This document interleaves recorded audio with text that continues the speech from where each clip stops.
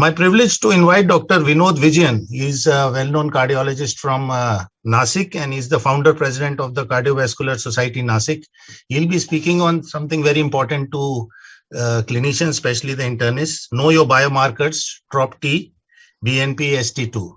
Sir, I invite you to start your deliberations. So know your biomarkers.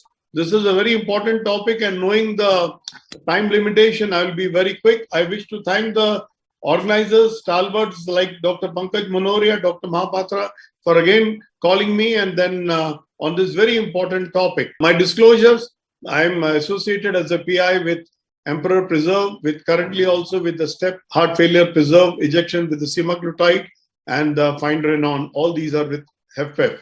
Now, introduction, what is the biological marker? One which objectively measured and evaluated as an indicator of any normal biological processes or a pathological process or a pharmacological response to therapeutic intervention.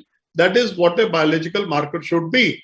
Ideal biomarker like an ideal drug, this ideal wife, these are all theoretical, but they are really not, they are still more of a dream. Before 2002, heart failure was difficult to diagnose in the ED.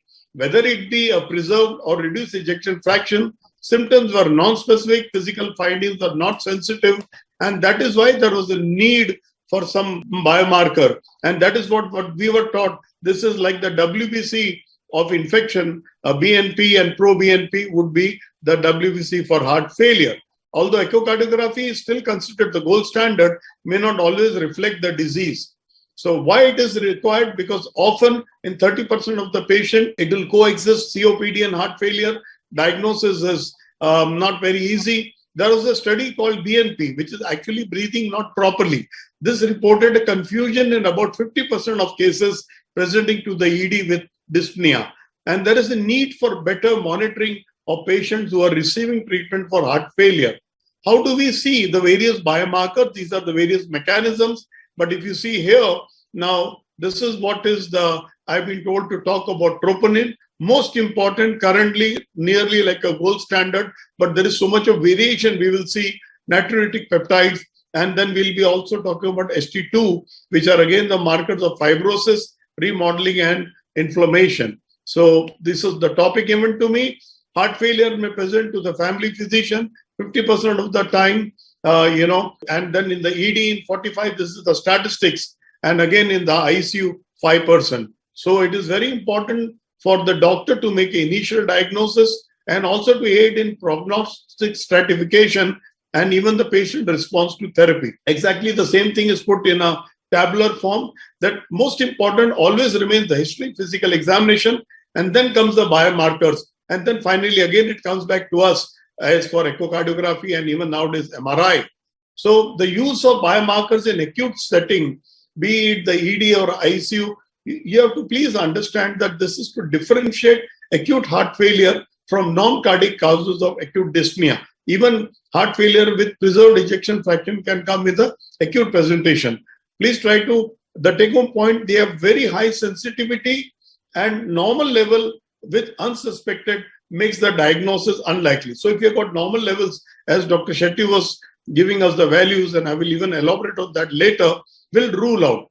But elevated biomarkers do not confirm the diagnosis, as it may be associated with a wide variety of cardiac and non-cardiac causes. So what do we mean by that?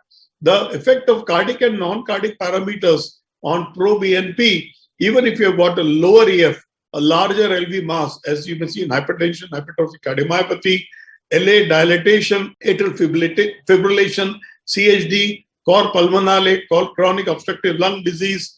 Then extracardiac, even with age, the levels vary. With a female gender, with renal impairment, hyper and hypothyroidism, Cushing syndrome, subarachnoid hemorrhage, and even if you're on diuretics like ACE, ARBs, and even we'll be talking about ARNI. And of course, when we talk of hypertension, we are told that 15 to 20% of the patients of hypertension have undiagnosed primary hyperaldosteronism.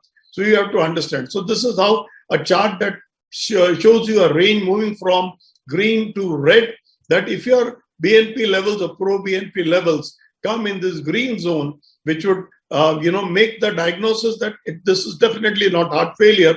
And if it is more than 200 BNP or more than 900 of pro-BNP, then it is definitely the red zone. Things are very easy. But in between comes the gray zone, which requires further evaluation. So this is how we'll come down to this topic. As mentioned by in the ACC AHA guidelines, the suggested cutoff points, that the gray zone which we are talking is the one which often confuses you, is between 100 to 400 picogram, for which further tests should be required. And if it is pro-BNP, or then it becomes 900. So the BNP 100 to 400 and more than 900, and then this you have to evaluate further. More important is these things are not yet standardized. Cleveland Clinic has put its own criteria that says you should always consider the age. If the age is less than 75, 125 should be the cutoff value, as Sadanand Shetty was mentioning. But many of the patients are beyond 70, 75. If more than 75, then take the cutoff value of 450. So it is 3 times. So once you age 3 times, because even with normal aging, the BNP, the pro-BNP values are going to increase. And of course, we also know that if there is atrial fibrillation, we take 3 times the value. So then there are other things which have been mentioned, is even as per the body mass index. That is where comes the superiority of anti-pro-BNP over BNP, because the cutoff values for BNP are based on the body mass. That is, if you are frail, 170 is the cutoff, and if you are very obese, then the lower values are abnormal, and then the normal is 110. But this, no correction is required for pro-BNP. So whenever you have extreme of weight, so please go in for pro-BNP over BNP. And also other factor which I was mentioning earlier, those who have got renal dysfunction, the cutoff value goes higher. That is BNP of 200 or pro-BNP of as high as 1200. So that means that in CKD, these values are already elevated, even in the absence of heart failure. And pro-BNP is elevated more than BNP. And of course, these are not yet standardized, and even there is a lot of research and guidelines are yet being developed. Now, coming to our, again, heart failure with preserved ejection fraction, there are challenges. So this concentration, they will predict the risk and associate with the disease progression. But it is influenced by factors such as atrial fibrillation, where the values 3 times the normal values are to be taken.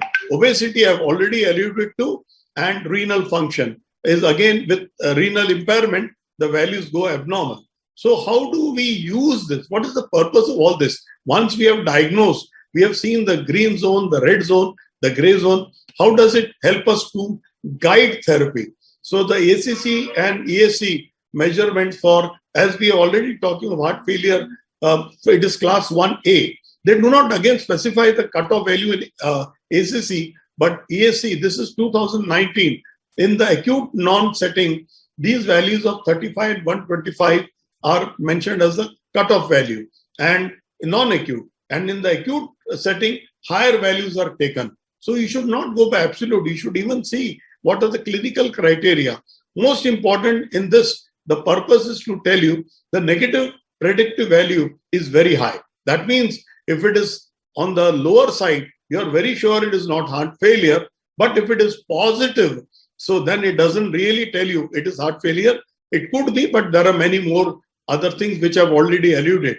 So it is suggested that these natriuretic peptides are mainly to rule out the diagnosis of heart failure rather than to just establish it. So again, how do we see this biomarkers as an indication for prevention?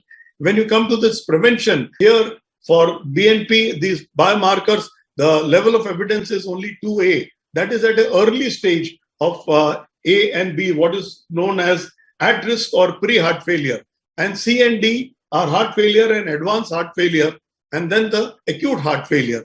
In this, these biomarkers are more important for diagnosis.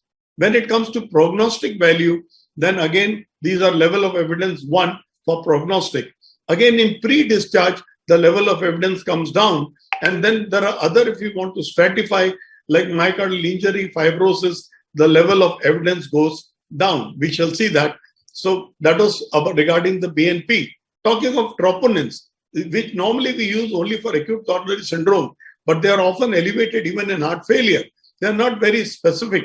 The prognostic value is enhanced when it is combined with the natriuretic peptide. And ACC recommends the use of natriuretic peptides and troponins for risk stratification and determining the prognosis in both acute and ambulatory patients. So not just by say, so they are together, they give you a value about the prognosis. That means if your TROP-I is very high and at discharge, you know this patient is going to come back. Coming to newer biomarkers, which I was told to talk about, ST2, there is galactine and others, but they have not really made much impact. Here, this is how little detailed. I would not go into this, but more important are the clinical capabilities of these biomarkers. And if you see ST2, the diagnostic capability is very poor, but the prognostic capability is better than compared to the other ones. So this is the role. What is ST2? It is the soluble suppression of tumorigenicity. That is what it is called.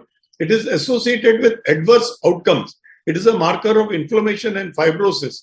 And there was a study called PRIDE study where values more than 0.2 had an increased risk of death at 1 year. And so it is inferior to these peptides for diagnosis. But if it is used along and if it is high, it is associated with worse NYHA class symptoms, and that at 1 year. And also, we should remember that these values are higher in heart failure with preserved ejection fraction, which is our main concern. Just what are the principles? Should be used only in conjunction. They are reasonable surrogates for intracardiac volume. It should be used in all measurement in patients. They got very high diagnostic accuracy, but please understand they have to rule out more important. And even in the acute heart failure, the values are going to be higher. Those who are obese, they will have lower NP concentration, but yet they are significant. And whenever if you have got stable patients, higher values will have higher prognostic accuracy for death and recurrent hospitalization. That is very important. And all these have a comparable diagnostic accuracy. In shock, they are not useful, but they will remain prognostic. And it cannot tell you the cause of heart failure, but it must be used in conjunction. So now these are a part of the definition of heart failure, and international guidelines recommends testing in all patients, especially during hospital stay. And in fact, if it falls down in the, for example, if your levels at the time of discharge are still higher than at the time of admission, there is a very high likelihood that you will come back with the patient is going to come back with heart failure. So they are recommend both for heart failure diagnosis and in prognostic value, and it will improve the outcomes. So the pro-BNP can help us with a heart patient. This is very important is if your patient is on ARNI, because a lot of patients with heart failure are also being put on ARNI. So it is not very well documented with preserved, but please at that time just check only the pro-BNP. The BNP itself is of not much value. So the final slide, this is the same thing. This was again proven by the Paramount trial that the magnitude of reduction in pro-BNP in heart failure with preserved ejection fraction was similar to that what was observed by heart failure and reduced in the Paradigm trial. So the take-home message is these are very commonly used. They help in diagnosis and prognostication. They should be more aptly used and this is the last thing which is coming, a GD15. Thank you, Dr. Vinod Vijayan, for this very informative lecture.